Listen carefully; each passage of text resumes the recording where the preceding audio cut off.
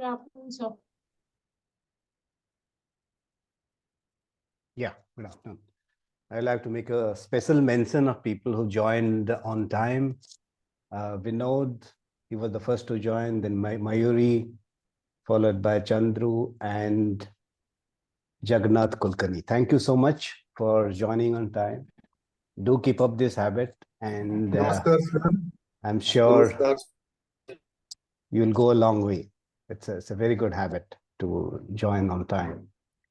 All right, so let's start with a recap of what we did in the last session. In the last, the date 12th, we had two sessions. First session recap we had done in the second session itself. So we will do the recap of the second session of 12th. Yeah.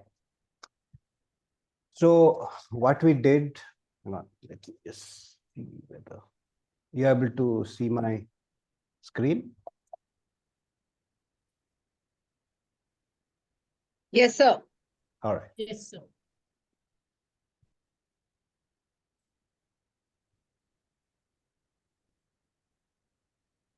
Correct. So in the last session, we did talk about team building and a few team interventions as well. So who would like to tell us what's a team and how is it different from a group of individuals? Anyone can go. You don't have to give me the bookish definition of team. You can just tell us in your own words what you understand by team. So, team is the set of individuals who are working towards the same goal, same objective, ensuring accomplishment of the task. Okay, so it's a group of individuals. So one person cannot make a team. So you need to have more than one person. That's the first thing. Second is you said that they are working towards a goal, right? Which means there should be a team goal and everybody is working towards accomplishment of that team goal. All right. Yeah. Anything else? Anybody would like to add to what Mayuri said? No, this is Usha. Usha, Yes, Usha. I would like. Oh, I'm so sorry. Yeah. All right. So if I may just add to what Usha ma'am said, is that whilst each of these team members work towards a common goal, they also have their own individual characteristics or stronger points which help them contribute towards the success of the team. Very good. And So, I think they bring in different skill sets, right? So if there are 10 members in a team and if everybody, if there are 11 members in a football team and everybody is a goalkeeper, then it won't work, right? So they have to bring in different skill sets. Yeah, right. Okay. Sorry, I intervened. Yeah, Mayuri, you were saying something else. So I was each of them bring their own skill sets, and of course they also come with a few areas of improvement as well. So I think it's the responsibility of the team to kind of help each other grow out of their areas of improvement and come together and work towards how they can accomplish. Perfect. Any other additions to this? So may I? Yeah, please. Sir, basically groups of individual, when we say like group is generally a large audience and teams are smaller. Yes. Okay. Group you said is a large audience and teams are smaller. Okay. All right. Okay. Anything else? Yeah. Yes, sir. I would like to. Yeah, a team probably has a common goal or an objective. Yeah, that's what Usaji said. And yeah, so add to that. Mr. Ganesh Ram, you have raised your hand. Yeah, it was. I mean, I was just trying to put it in a different way, but it's, in essence, it's the same. Yeah. Yeah, that's right. Okay. All right. So another aspect of a team is that they are interdependent. They do bring in their own skill set, but they are also interdependent. Again, the football analogy. If the defenders, for some reason, they're having an off day, right? So it will be the goalkeeper who will bear the brunt. And if the goalkeeper is very good, he would be able to maintain a clean sheet. So they are interdependent. All right. Okay. So these are the few things which will differentiate a team from a group of individuals. All right. Okay. Coming to the next one, which is how do groups develop? Anybody?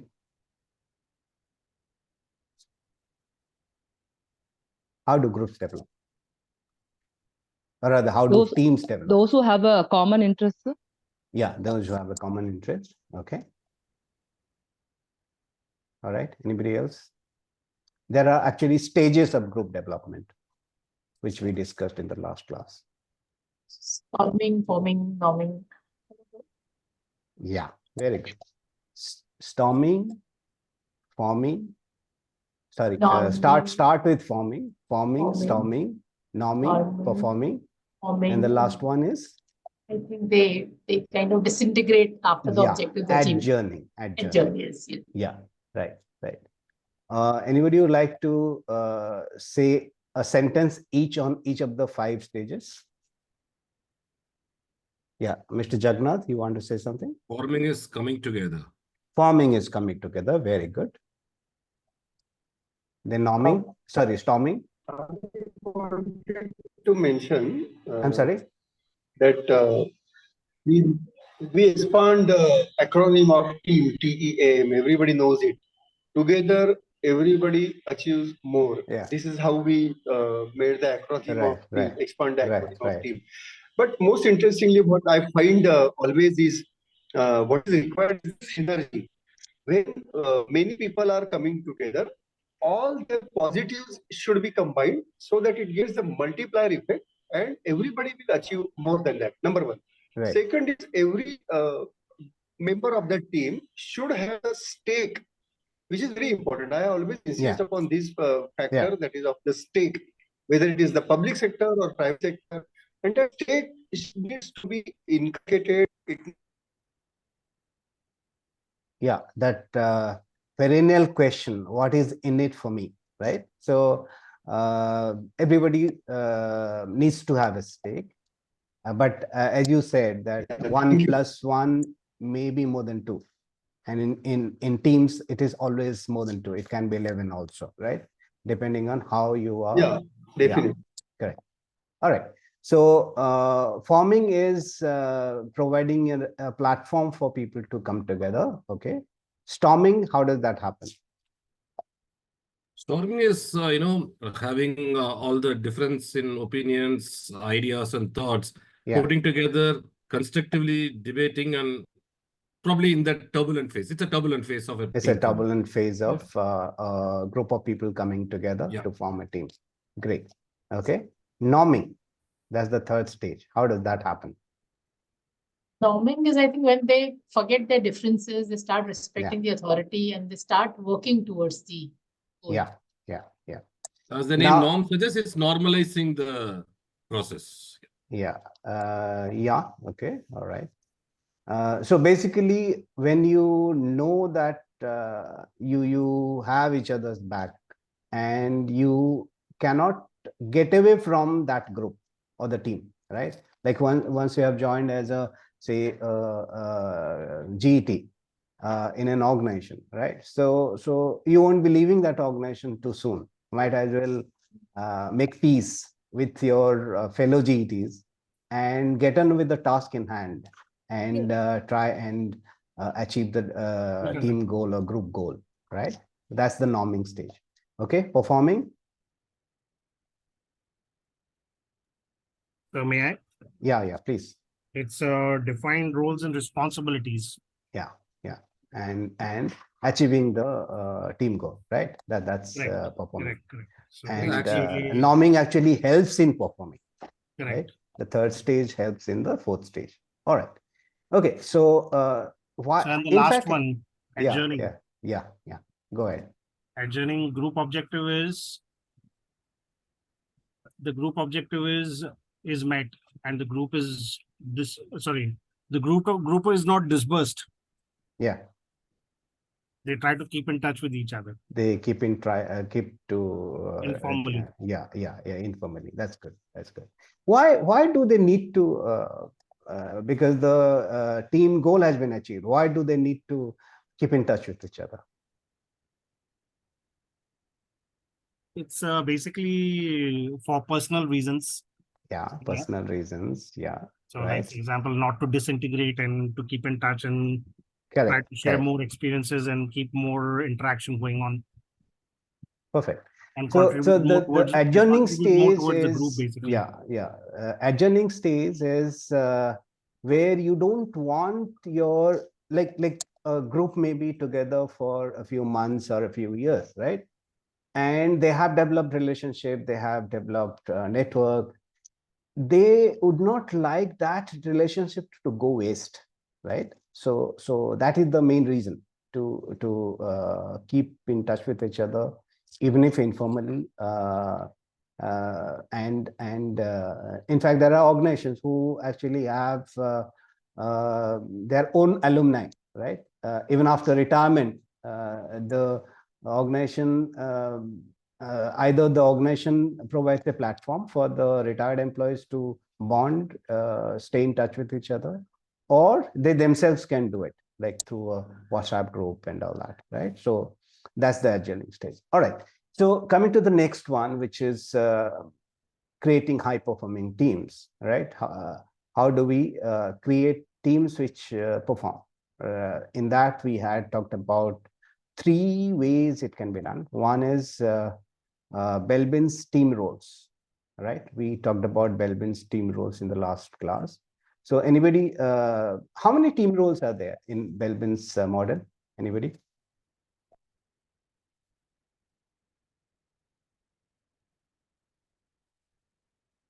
Okay. How many buckets of team roles are there? So 9 roles. 9 roles. Very good. Very good. 9 roles. Okay. They're in 3 buckets. Okay. You may find it difficult to remember the 9 roles, but do you remember the 3 buckets in which these 9 roles go in?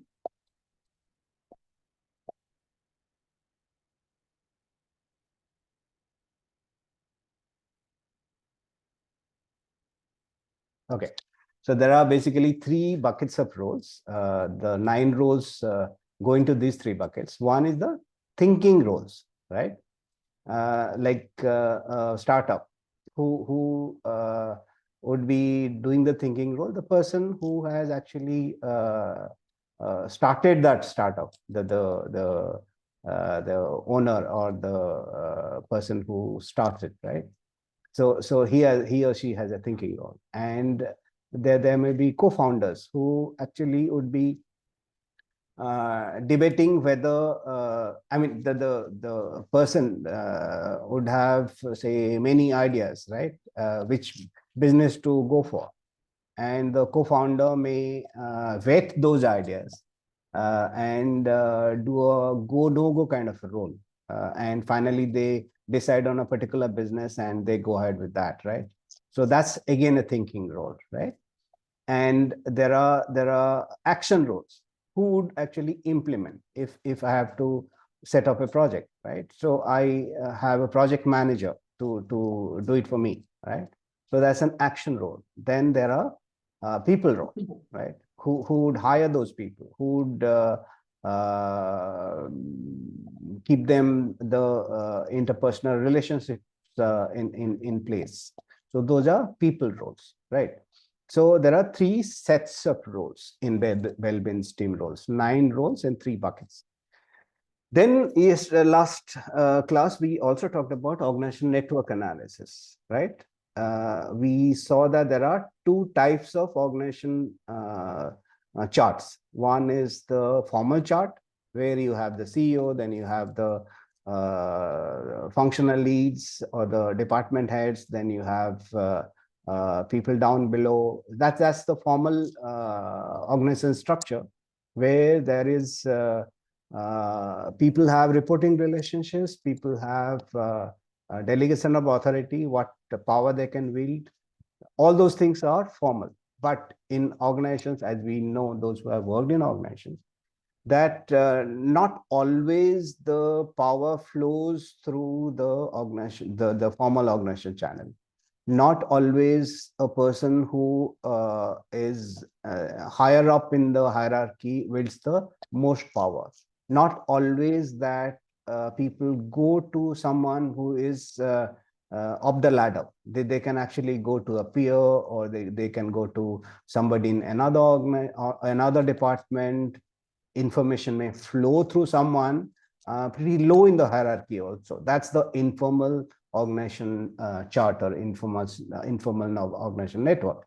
In fact, unless you do a survey of the informal network, you would not know who are flight risks, who are who feel actually alienated in that organization, who is the most important person. If that person goes, then the entire organization may get shaken up, even if that person may be pretty low down in the hierarchy. So that's the organization network analysis which we talked about. And many OD interventions actually try to find out what is that organization network, the network behind the formal organization structure. That's organization network analysis. Then the third one which we did in the last class was what are the dysfunctions of a team? Like how do teams fail to perform to their potential? How do teams sometimes disintegrate, right? So there are 5 dysfunctions of a team. So quickly, these are the 9 Belbin's team roles: thinking roles, action roles, people roles. In thinking roles, there are 3 roles which are plant, monitor, evaluator, specialist. Plant is the person who actually comes up with the original idea. Monitor and evaluator, he does the go no go of those ideas, which business one should go for. And specialists are the people who know in and out about that particular idea which has been chosen. Action roles are the people who actually execute the ideas. Shepherds are example of shepherd would be a project manager, right? Who actually wields the hunter, right? Or the whip, and gets things done. The shepherd. Implementer are the people who are the workhorses, who actually do the actual work. And completer finishers are the people who come in at the end to dot your I's and cross your T's. So those are the completer finishers. People roles are people who are coordinator, like HR would be in the coordinator role, who hire the people, who see to it that the teams or the organizations structures are made. Team workers are the people who do the work, and resource investigators are basically the SCM, the supply chain management, who try to get the resources needed, right? The materials, inputs, plant machinery, those are the resource investigators. Organization network analysis, if you look at the bottom of your screen, you'd see the organization as the organization structure, the formal organization structure, and which may give behind that formal organization structure, you would have the informal structure, where if you do the organization network analysis, you would know that people who are higher up in the hierarchy may not necessarily be the most powerful or the people through whom the information goes. Like if you look at the right side of your screen, right bottom, you'd see that Nora, although she is 3 steps below Suzanne, but she is a key resource, right? All the information flows through Nora. Similarly, Mitch, who is again 2 steps below Suzanne, still she is very much in the reckoning, and in the organization hierarchy, the informal structure is important. If you look at the top left corner of your screen, you would see that the person who is the yellow dot is the person who actually is a flight risk, because nobody talks to him or her, no information passes through him, and he's isolated. So unless something is done about it, the person may actually put in his papers, right? So an organization network analysis tells you this, that who could be flight risk. Similarly, the person who is depicted as a green dot is the most important person, right? And if the person puts in his paper, inverter, the person with in the green dot would be the one who, if he puts in his papers, then the entire organization actually falls apart, right? So he may not be very high up in the hierarchy, but the person, if he or she goes, then it will destabilize the entire organization, right? So that's what organization network analysis does for us. Third is the 5 dysfunctions of a team, which the teams, these actually affect the performance of the team. And if not taken care of, these may actually lead to the disintegration of the team. The first and foremost is absence of trust. Second is fear of conflict, lack of commitment, avoidance of accountability, and finally inattention to results, because a team comes together to attain a group goal. So if there is inattention to results, then the very reason for existence for the team would actually be lost. All right, Mr. Jagannath Kulkarni, please. You want to say something? Yes, sir. Yeah. What I wanted to usually find or observe if your voice is breaking. I'm saying that usually that when a person who is maybe the key person, or maybe the project leader, or maybe the team leader of the department, of the branch, or of the any office, if that person leaves, he takes away with him either by on his own. Yeah, I think Mr. Kulkarni's network is gone. All right. Okay. So what the point he was trying to make is that you able to hear me? So my question is whether the success of the team or success of that individual. And I usually find that the leader is important. He can create the followers, or he can convince, he can motivate the followers to work better. It is not that he will take away all the members with him and then he will progress, and it should not be so. Typically, this we find in mutual fund industries. The fund manager goes to another fund, and the people divert their. But yes, that do happen. So how you look at?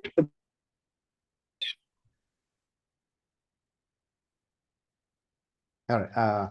I think your voice is breaking. Yeah, your point is well taken. Apart from destabilizing that organization when the person leaves, he or she may also take away some other key resources and further hampering the business. Yeah, so that's what it is. And how organizations try to handle these two situations. One is the flight risk. The second is key and critical person leaving. The flight risk is addressed once you know that a person is a flight risk. Then the organization actually arranges one-to-one discussion with the person concerned. And it could be anything. It could be the boss may be toxic, or the person has been forced fit into a square peg in a round hole kind of stuff. So you try to fit the person into areas where his or her expertise lies.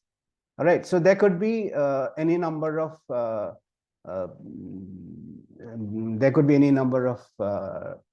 solutions to this problem of flight risk. Similarly, for key and critical positions, to ensure that the person does not leave, or to minimize the damages, there are a few remedies. One is to have a talent pipeline ready, right? So you have succession planning done for these key and critical positions, so that you know who can step in if this person goes. So that's one, succession planning. Second is that you try and hold on to this person by giving him a retention benefit, which should be fat enough to be attractive. Like you give, say, 5 lakh rupees for the next 3 years, right? Or 10 lakh rupees in the next 3 years, every year. So if the person stays on for a year, you give him 10 lakhs, the next year 10 lakhs, and so that you ensure that the person stays with you for at least 3 years, right? So these are some, but unless you know who are the key and critical positions, which are the ones, and who are the people, you won't be able to take this kind of action. Unless you know who are the flight risks, you will not be able to take the remedial measures. So that's why the organization network analysis is very important. All right. Okay. So what we did in the last 3 sessions are we tried and understand the individual interventions in OD. We were halfway through the team interventions. We will take up the remaining team interventions today. And we will also look at what are the organization-wide interventions, right? And the future of OD. All right, so moving on, let us look at the other team interventions which OD practitioners use. So before that, why do you think team interventions are important? Why don't we just stick to improving the skill set of the individuals and let it be? Because it is the individuals who make up an organization. So if we improve the individuals through individual interventions, like making them aware of who they are, their emotional setup and attitude, through say Johari window, through other interventions which we studied. Why do we need to touch the teams rather than the individuals in an organization? Any?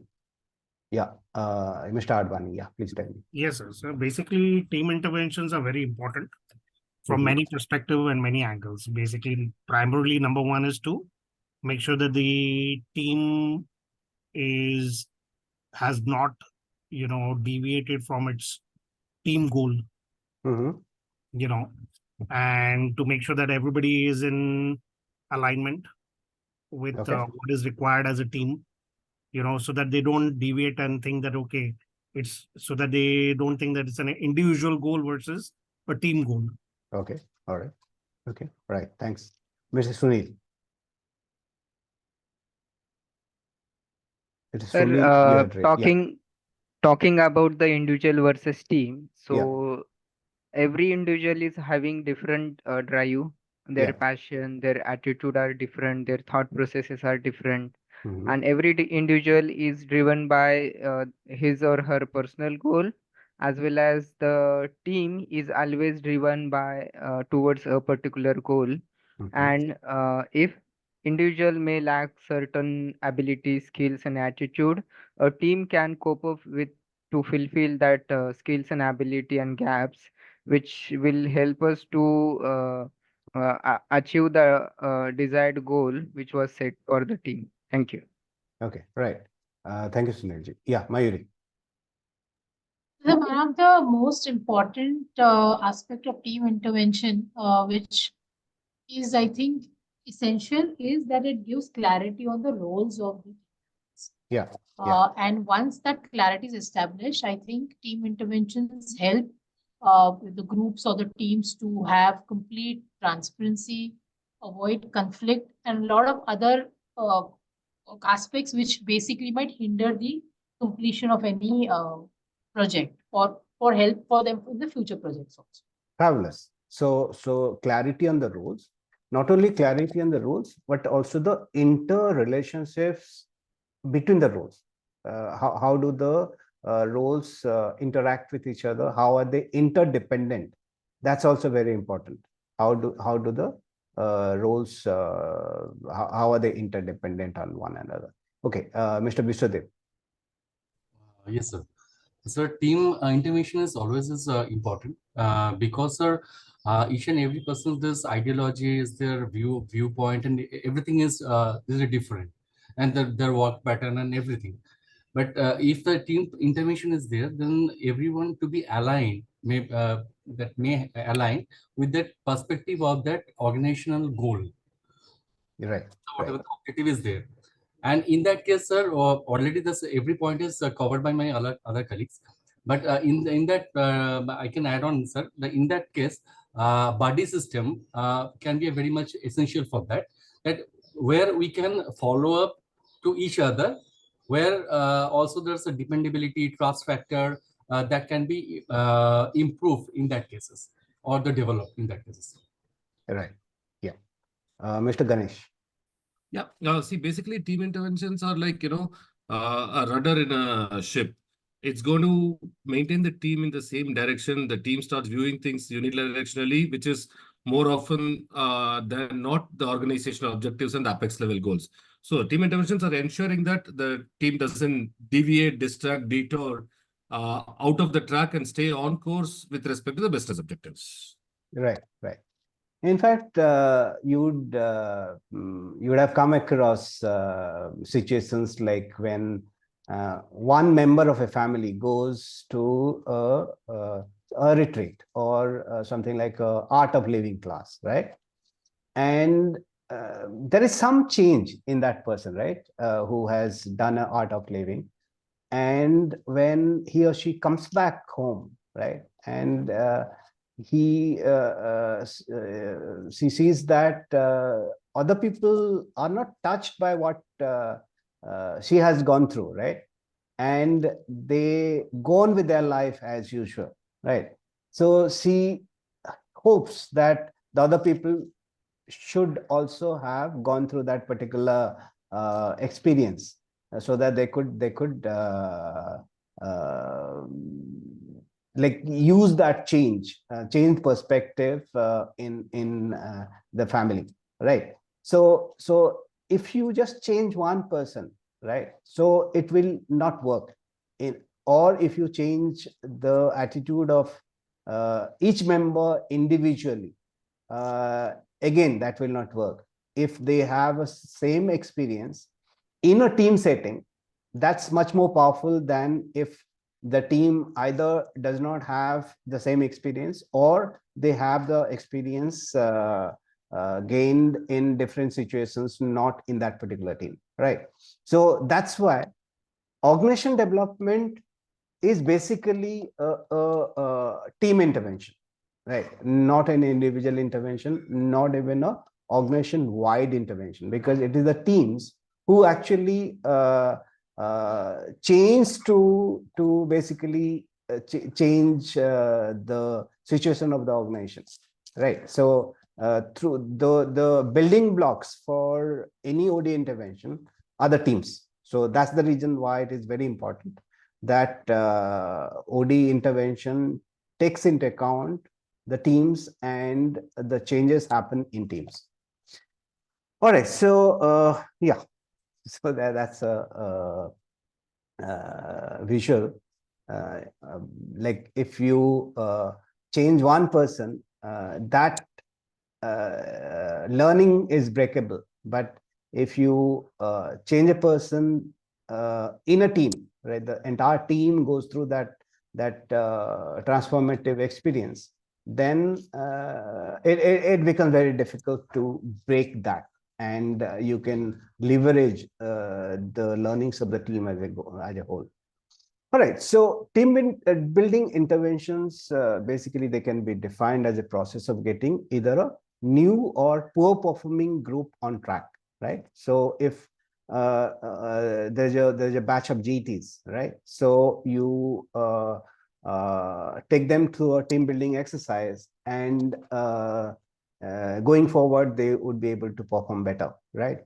That's the norming stage before performing. It can also be an existing team, poor performing team, and who are always fighting, or who do not have role clarity. So the team intervention helps there as well. So either a new or a poor performing team, which are the target for team interventions. Team interventions can be for two reasons. One is there are team building for fun, and second is team building for development, for achieving better organizational results. Team interventions for fun could be icebreakers. Some of you are trainers, so you would know what an icebreaker is. That's what we do to build that the initial hesitation amongst team group members when training program starts or any other team intervention starts, where people may not know each other. So there are many icebreaker team exercises which we do. So those are fun exercises. There could also be team building exercises which are outbound training programs, where you take people out from their usual workplace or from a training hall, and take them on a camping trip, or do say a treasure hunt kind of exercise, rope courses. So those are team building exercises and team interventions for fun. Similarly, there are another group of team building exercises which are very, very focused. And those happen in an organization setting, like the team building exercise called role analysis technique, RAT. That's a team intervention for development, right? So we'll look at each one of them separately. Then there are, so what's the goal of a team building exercise? To improve the effectiveness of a team, of a group in achieving results. That's the simple goal of a team building exercise. Yeah, Mr. Jagannath. You want to say something, Mr. Jagannath Kulkarni? Yes, sir. As you mentioned about the outbound training content or outbound exercise, if the training session is meant for, say, for longer duration, maybe 2 weeks, 3 weeks, maybe 1 month, in some cases 1 year, what should be the appropriate time for inserting or including this outbound program? According to me, I feel that it should be at the very start of the training program, so that people will gel up with each other, they will know better each other, and they will be able to mix up and maybe synergize more. What is your take on this? Thank you very much. Normally, that's what happens. May not be entirely at the beginning, but maybe if it is a, say, 6 months training program for GETs, normally the outbound training programs happen after a couple of weeks or maybe after a month. That's what happens. But I would like to share experience what happened in our case. It was a 1-year program, and this outbound training program was conducted in the last week of the training program, of the yearly training program. And actually that the efficacy of that goes down. Yeah, that's right. You're right. Thank you. All right. Okay. So some of the programs which one can actually have, hang on, just a moment. Yeah. These are called the family group team building exercises. One is storytelling. In fact, storytelling is one of the most powerful techniques for team building, because storytelling is something which is actually hardwired into our psyche right from the days of our ancestors, where our hunter-gatherer ancient ancestors used to sit around fire and share their stories of the day, their experiences, and that's how we learned to one to narrate and also to pay attention and to remember. If you remember our Vedas were never written down for a long time, and they were remembered by people, and they were handed down from generation to generation. And only in the last the early part of the first millennium, or maybe a little before that, it was written down. That's the reason why it was called Shruti, because it was heard and remembered. Storytelling is very, very powerful, and I would strongly suggest that you people include storytelling in your training sessions when you start doing it. Second is something which is called T group, or the sensitivity group. There's an organization called ISAPS, Indian Society for Applied Behavioral Sciences, ISAPS. They conduct these programs called T group or sensitivity group.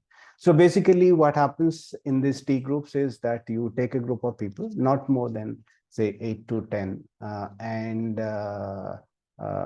put them in a, they just sit in a circle and discuss.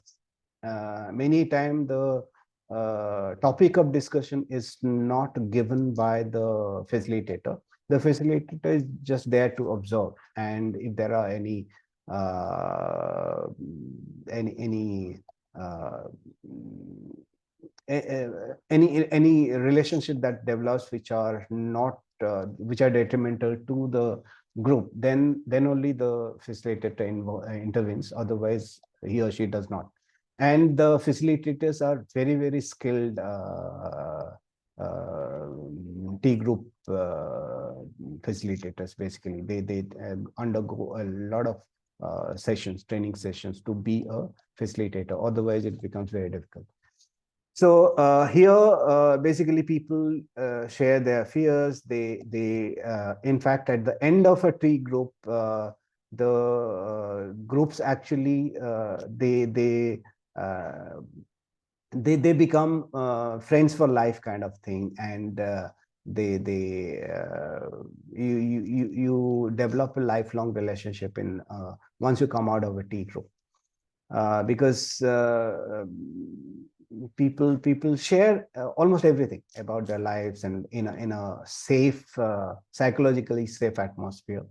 And of course, there are T group casualties also. People do, but it depends on the facilitator how he or she manages, so that there are a few T group casualties. Then there are games, right? OBT is one part where you take people out into a camp or different setting, but there are games which you can use in a training room setting. There are games which you can use in the lawns near the training hall.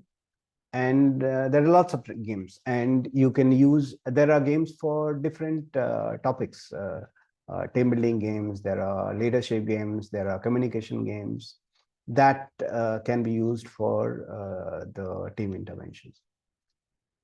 Okay, coming to a technique which is called role negotiation technique, or the role analysis technique.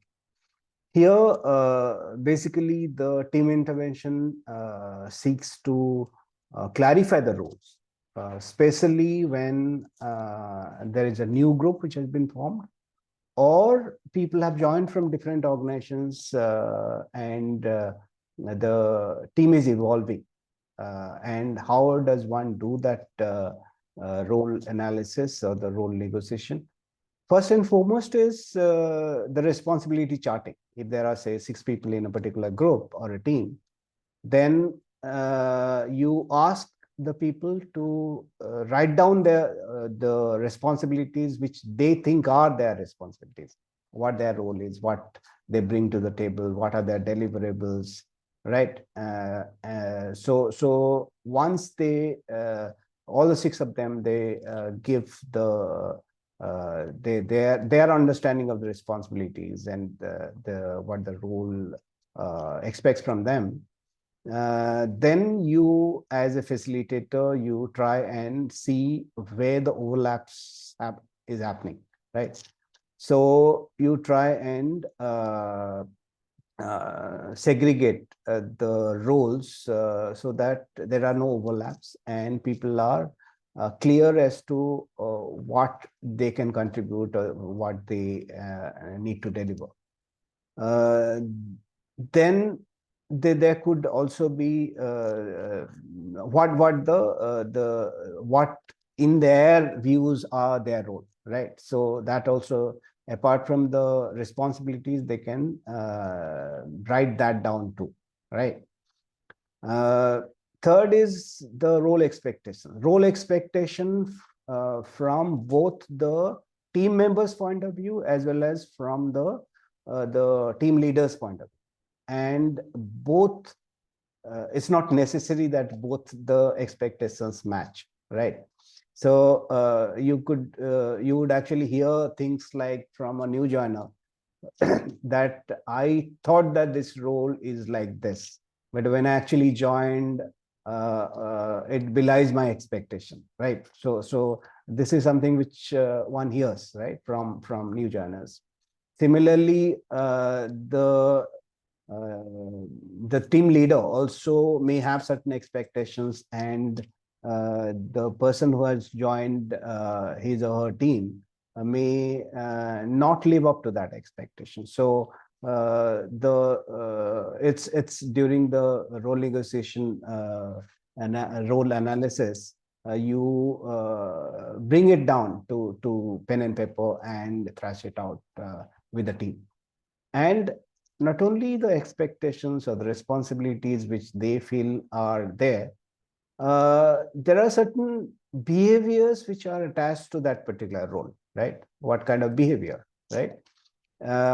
So those who are familiar with competency metrics in organizations, say for example, communication as a competency, or say business acumen as a competency. So you would know that there are basically 3 things to a competency. One is the definition. How do that organization define communication, or how do the organization define leadership? Because there may be a million definitions of leadership, right? And it is not practical for an organization to have a million definitions. So they need to define what they understand by leadership or business acumen, and that needs to be communicated to people down the line who need to exhibit that particular competency. So first and foremost is the definition. Second is that what is it that by communication, what do we mean by communication? So there would be certain descriptors, right, as to what communication means. Like we can say that the person should be able to make a presentation, right? The person should be able to speak extempore. Person should be able to carry on a conversation with a client, right? So that's the second point. Third is the behavior, right? How do we understand how, like, suppose I'm an observer, or I'm a say team leader. I'm appraising a person whether the person has a particular competency or not, right? So you cannot get into the mind of that person, right? But the only way you can assess or gauge whether that person has that competency is whether the person is showing that particular competency in a behavior. So there are behaviors, the role behaviors, which are sometimes written down, that this is how you need to behave, so that we would understand that you have that competency. So the role analysis would have all this, right? The responsibility charting, role conception, role expectations, and role behavior. Yeah, Mr. Advani. Yes. So I just wanted to have a little better understanding on role conception, actually. Okay. All right. Okay. All right. So say for example, a person has joined who has say 15 years of experience, right? And the person has been taken in a role called say HRBP, right? So what is the role conception of HRBP in an organization? It may actually vary from organization to organization, from service organization to manufacturing organization, or even an IT organization, right? So if you are taking somebody from a IT organization into a manufacturing setup, right? So the role conception itself of HRBP may be different, right? So the expectation of the team leader would be for a manufacturing organization, whereas the person who has come in from a IT setup would have a different conception of that particular role, right? So once you trace it out and sit with both of them and have it in black and white and put it into on a paper, then the differing conception of role would come out, and then you can address it along with both the parties together, right? The facilitator can address it together only when the role conceptions of both the parties are known, right? Yeah. Does that answer? Yes, sir. I just want to have another question on that. Yeah. So as you just clearly mentioned now that when you do this, the competency mapping, and then after that you have this role conception, expectations, and behavior. Yeah. So what happens in a case where you, let's say, for example, you are hiring somebody for a particular role, and along the way you see that he's a better fit in a different role. Yeah. Then how does that work? Right. So if you have a role in the organization, like we did discuss about the flight risks, right? Where a person may not be, when the person joined, he or she may not have been fitted into the role in which he or she may have expertise, right? Like square peg in a round hole. So you find a square hole and try and fit that person in there, right?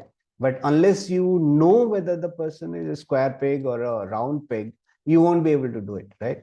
And that the ONA will actually tell you where the expertise lies. And also this RAT technique, role analysis technique, may also tell you during the exercise which you are doing where the person may be fitted, right? And sometimes what happens is that I think I had mentioned it in a previous class, that you may not have that particular role in your organization, right? It may actually be an emerging role. If a guy is very good at say video games, right? and you are a company which which is into, say, something like Amazon, right, or Flipkart, right? You do not have a role for a person who has expertise in video games, right? But going forward, you never know, right? Going forward, since in fact it is a reality in the US, where they are using drones to deliver the packages, right? So who do you go to for if you want to create a separate department for drone delivery? And this is the guy who is on your rolls, right? So you pick him, right, to be part of that particular department, because drone was very similar to handling a drone, is very similar to a video game, right? So that's what I mean. This is just a wild idea, but it can be put to use, right? All right. So okay, moving on. There are organization team interventions which are called organization mirroring intervention, right? Mirroring, as you would know from the very word itself, that you use a particular group as a mirror for another group, and both the groups are taken together for this particular intervention. A technique which is called gestalt orientation to team building. What happens here is that suppose you want to do a team intervention for, say, accounts group, right? Accounts and HR, because say HR and account, they don't see eye to eye, right? Or for that matter, say the operations and finance may not be looking eye to eye. So you take these two teams, two disparate teams, say accounts group of say 10 people and say operations group of another 10 people, right? And you take them to different rooms and ask them to write down what they think about the other group, right? Everything, like what's and all, right? What they think about their attitude, how they try to, say, sabotage the working of the other department, and how they are not aware of the team goals of the organization as a whole, and so all those things, right? So then you take that sheet and give it to the other group, what the say group A thinks about B and group B thinks about A, right? And let them have a look as to how the other group thinks about them, right? Then you get the teams together along with their list of things they have said about the other group, and talk it out among themselves. And there are trained facilitators who actually facilitate the discussion. And normally the outcome of this exercise is that the groups gain a better understanding about the other group, understanding about where they come from and why they do what they do. And going forward, the interpersonal relationship between these two groups, I mean, it has been proven by research that the interpersonal relationships improve through this gestalt orientation team. Then there is one more intervention, which is called third-party peacemaking intervention, where, say for example, if you recall, Mukesh and Anil Ambani, they were at loggerheads when the father passed away, and They wanted to divide their the entire kingdom, Reliance kingdom, and there was persistent public bickering between them. And who came in as a third party peacemaker? Anybody who remembers this?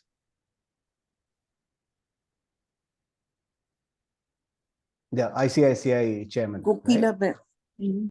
Yeah, so Kokilaben was one, and the ICICI chairman was the other, who actually intervened for third-party peacemaking.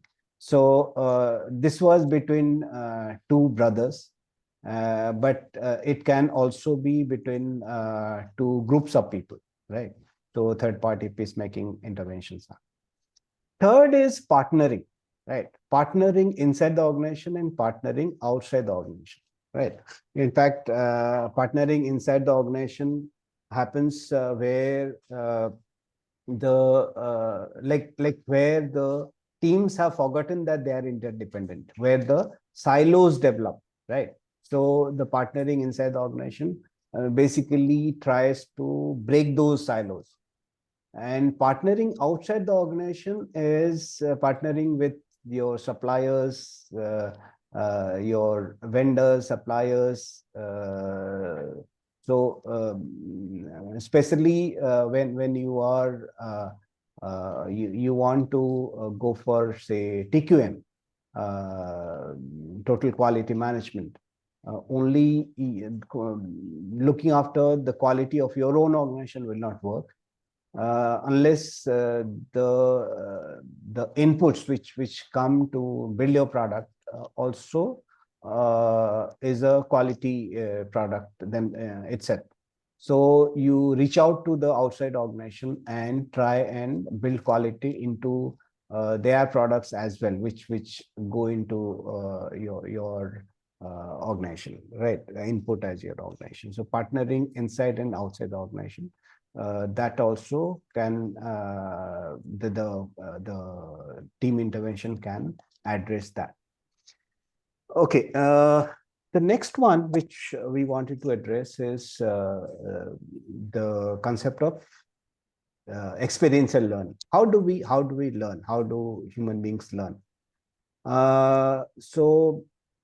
Kolb actually he suggested a model of experiential learning.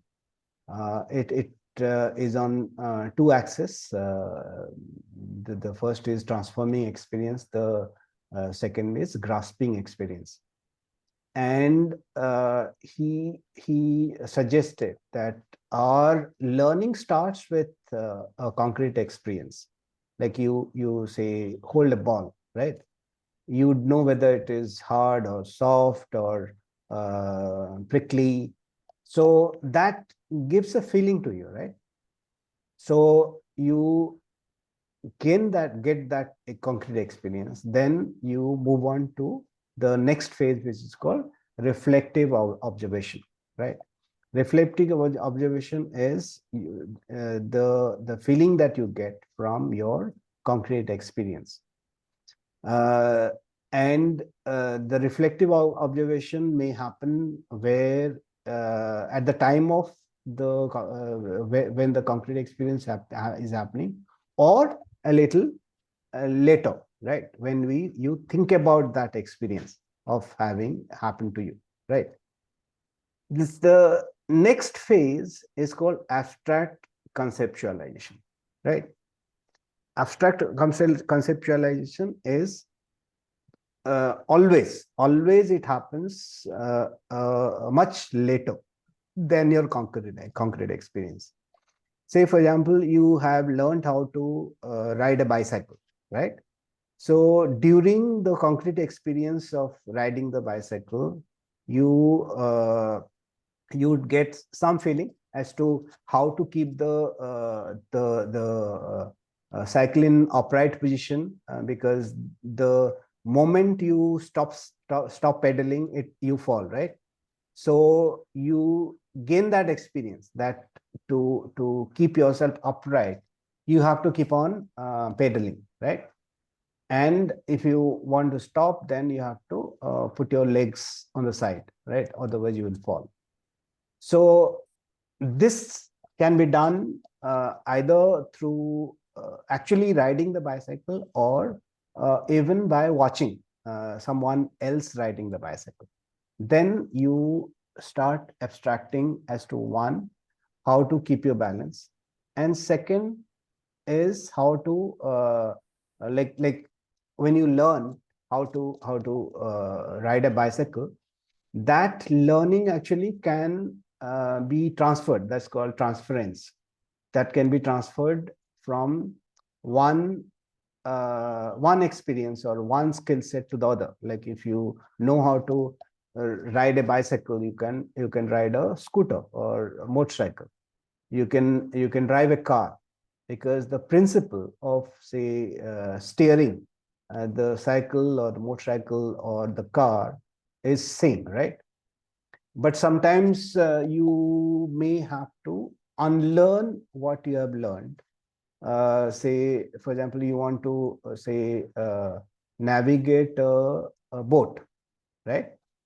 So if you want to if you want the boat to turn left, then you have to turn the rudder to the right, right? So that way. But otherwise 99% of the cases, the transference happens automatically.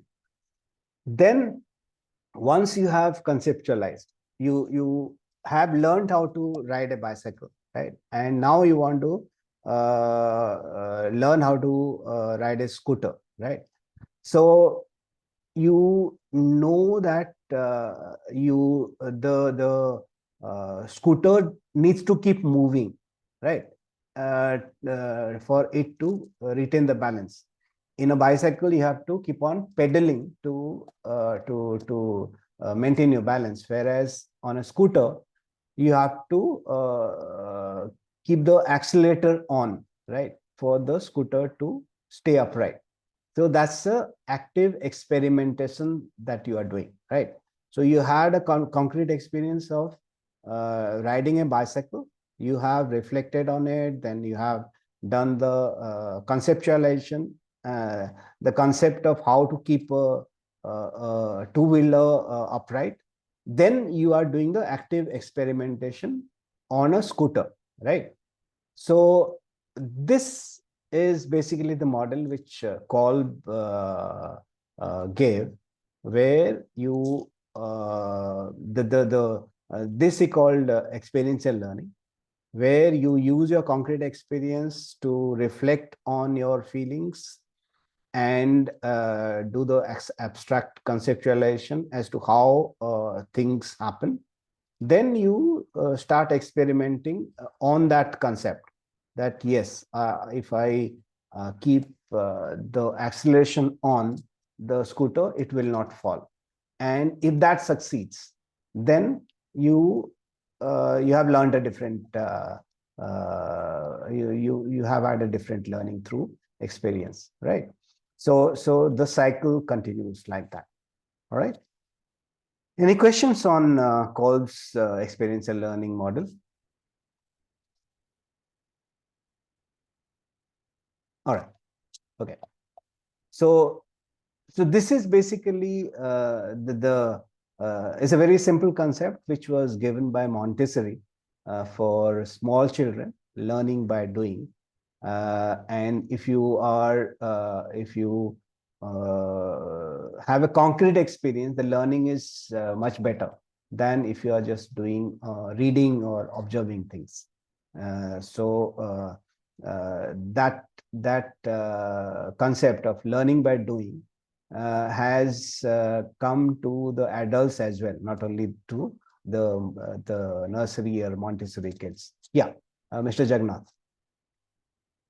Sir, will you please go to the previous slide, please? Okay. That chart, yeah. In this, think and do, feel and do, and then in assimilating, think and watch, and feel and watch. Yeah. So what I have perceived about this think and feel is where you are applying your brain and where you are applying your mind or what should I say, maybe heart. So if the team member, obviously it must be containing the whole diverse kind of people in the team. So what kind of people would be much more important or much more contributory to the team? Thank you very much. Sorry, I didn't get that. The thinkers or the doers? I'm to say, in fact, both are team required. Will be comprising of different kind of persons. Yeah. See, what I want to ask is the people who are feeling and acting, and people who are thinking and acting. So who will be the more contributors to the team? Thank you. Okay. All right. So this model is not about people who are, I mean, Kolb did not distinguish between the sets of people. Some of them are thinkers, some of them are doers, some of them are, they just watch and learn. So what he, when he proposed this model, he had in mind that the doers are the thinkers and the feelers. So it's the same person. It's the same person who do, and they get that sensation or the feeling, and they think about what they have done, and in their leisure time they think about what has happened, and they conceptualize. Say balancing is a concept, right? How to keep balance on a two-wheeler so that it does not fall. It's a concept, right? So, and when they thought about it and thought about the concept of balance, they would think to themselves that the balance happens only when there is motion, right? If the motion stops, balance goes awry and the two-wheeler will fall. Now, how to keep balance in a scooter and how to keep balance in a cycle, they are different, right? On a bicycle, you have to keep on pedaling to keep the cycle in motion, whereas in a scooter you have to accelerate, right? You don't have to pedal, there are no pedals, right? So that is a concept which they develop, and they want to see whether that understanding of theirs works or not, right? So they get into the last stage, which is active experimentation. So they get onto a scooter, kickstart it, and they put the scooter on gear and accelerate, right? And they would, in the first instance, they would be experimenting at what speed the scooter will balance itself, and if it goes below that particular speed, then it falls, right? So that gives them that skill set, and that's how they learn.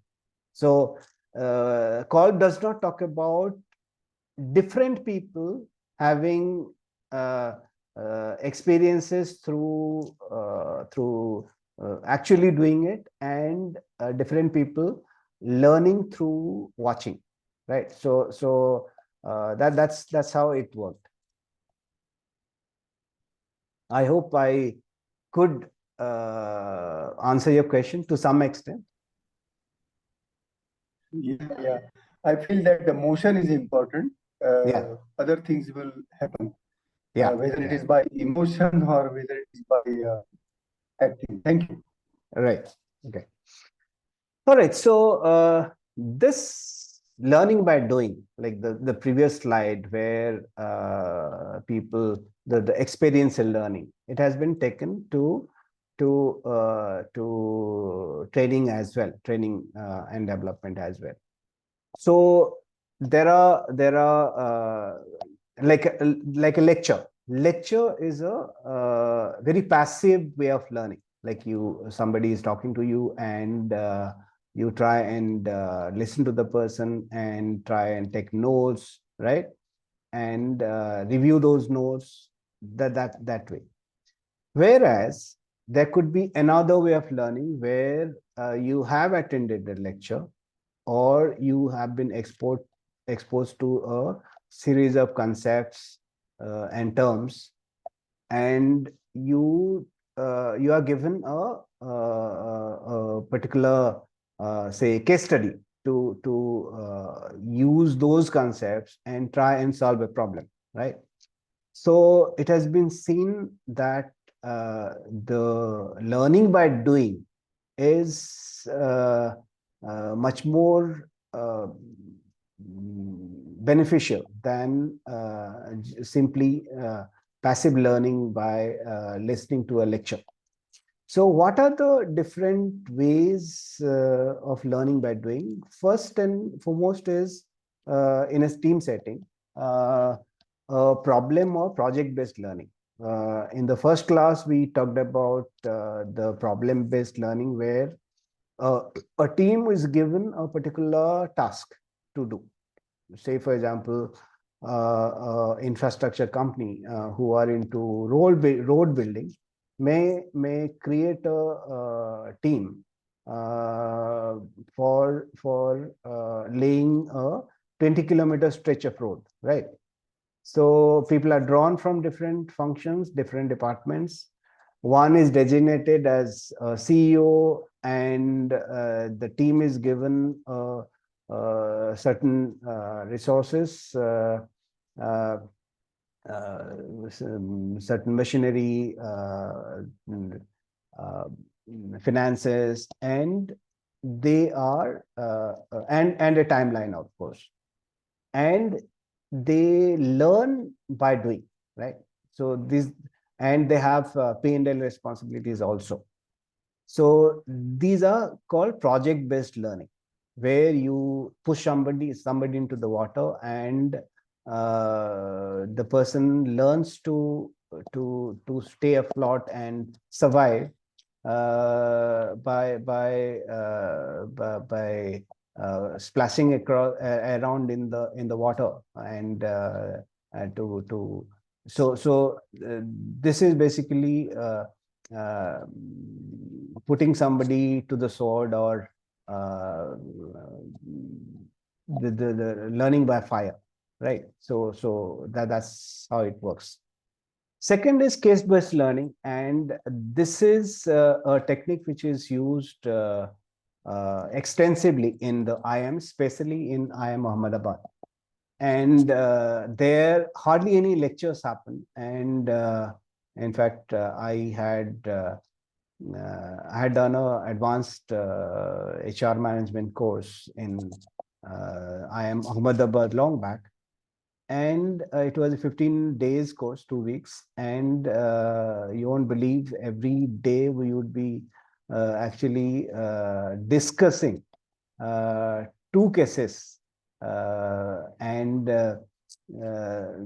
all the concepts and would come live through the discussion of the cases. And the cases were anywhere between, say, 200 to 300 pages.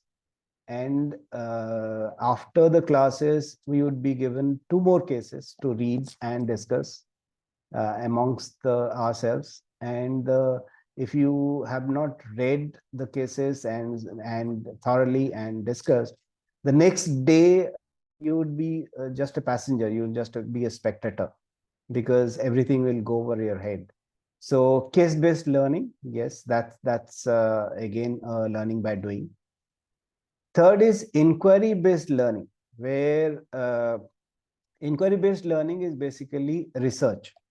And these are the research that you do is guided research, where you have the facilitator to guide you in your research, and you learn by yourself. So the inquiry-based learning, which is learning by research, again falls into 4 categories, and the involvement of the facilitator would vary from one to the other. The most involvement of the facilitator in the research-based learning, inquiry-based learning, is confirmation inquiry. Then the structured inquiry, guided inquiry, and open through inquiry. Open through inquiry is the least of the involvement of the faculty or the facilitator, barring just giving you certain hints as to how you would do research. Guided inquiry is the involvement of the facilitator is much more as to what would be the source of your material and what to avoid, what not to, which areas to go into while you are researching online or in the library. Structured inquiry is basically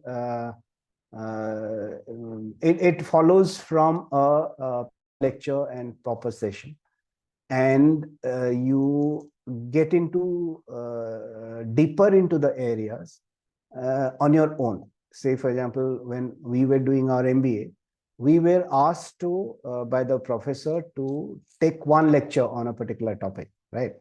And the remaining topics were covered by the professor, but one particular topic we were asked to do the research and take the class ourselves. And confirmation inquiry is basically everything is done by the facilitator or the faculty, and sometimes say for example, we had a paper which is macroeconomics, and all the macroeconomic concepts were taught by one professor, and that happened on, say, on a Saturday, and no, it happened on a Friday. We completed our course, and the very next day the budget was presented to the parliament, and we had a special session on the budget, and we discussed all the macroeconomic concepts which we learned by going through the budget and discussing it in the class, right? That's confirmation inquiry. Whatever we have learned, to what extent in the real world we are able to confirm what we have learned, right? So this is what is called inquiry-based learning. All right, Mr. Jagannath, you have some questions. Yes, sir. Like you made mention about the IIM Ahmedabad, because the case studies is their pedagogy of teaching. Yeah. And I don't know in which year you had been associated with them. Long back, but as far as I remember, I think 2010. Oh, okay. I think same year I was also associated with them. Right. And Dr. Samir Barua was director then, and so disciplined that yes, you have to read the case and then only you can attend the class. My question is something else. My question is, after reading the case, the solutions will be different. Yeah. Problems, though the problem is the same, solutions could be different because the solvers are different. Right. Solvers of those problems will be different. Right. And it's like kind of brainstorming, that whatever solutions are coming from different kind of students or different kind of participants, different kind of solvers, all of them are welcome. And in the organization, in the practical sense, or in our practical day-to-day functioning in the organization, yes, people do handle the cases or the problems in the different modes, depending on so many situations and conditions, and actually that decides the fate of everything. So, like you mentioned about the confirmation inquiry, structured, guided, open through inquiry, and what we have learned in some other subject is the appreciative inquiry. So, how you look at this, the case study problem? Thank you very much. Okay.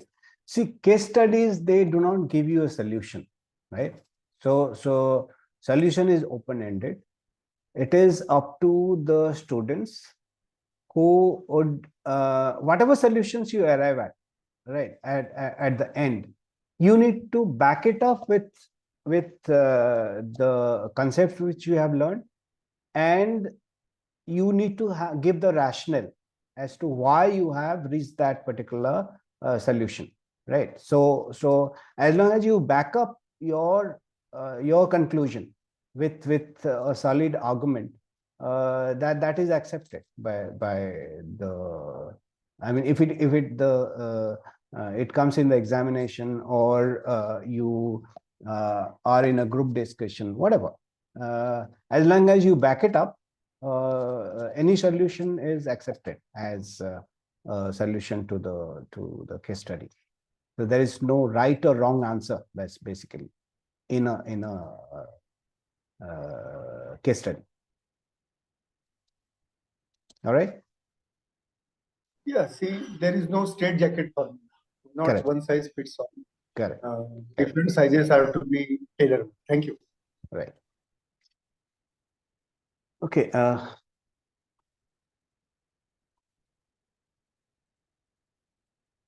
right.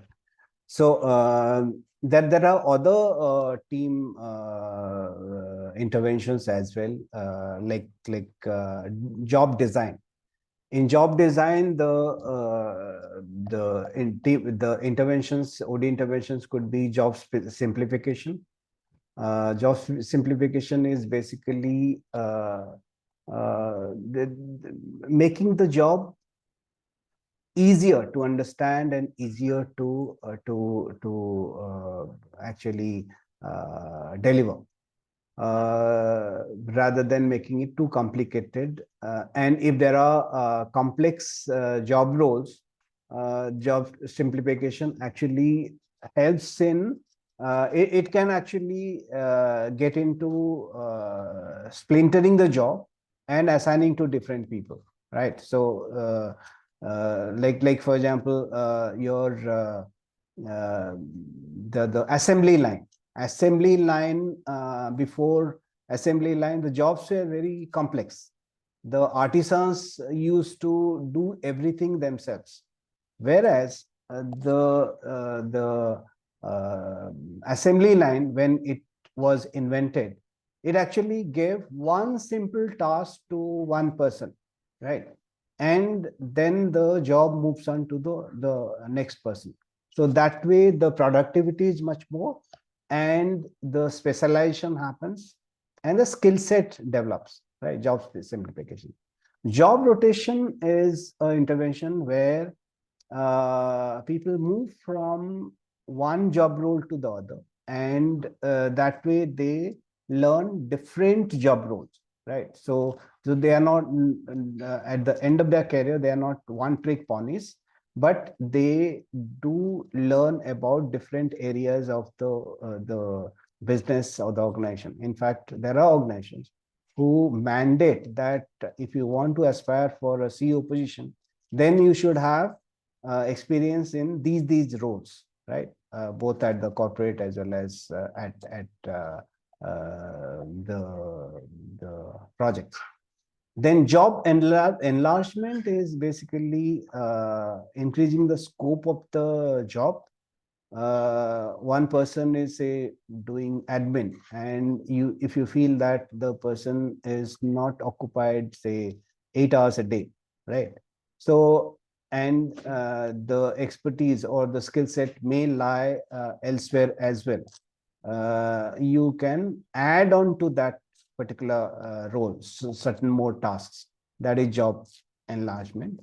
Whereas job enrichment, the way it varies from job enlargement is job enlargement, you add certain tasks to that role, whereas job enrichment is you make that the job which the person is doing much more interesting or much more value added.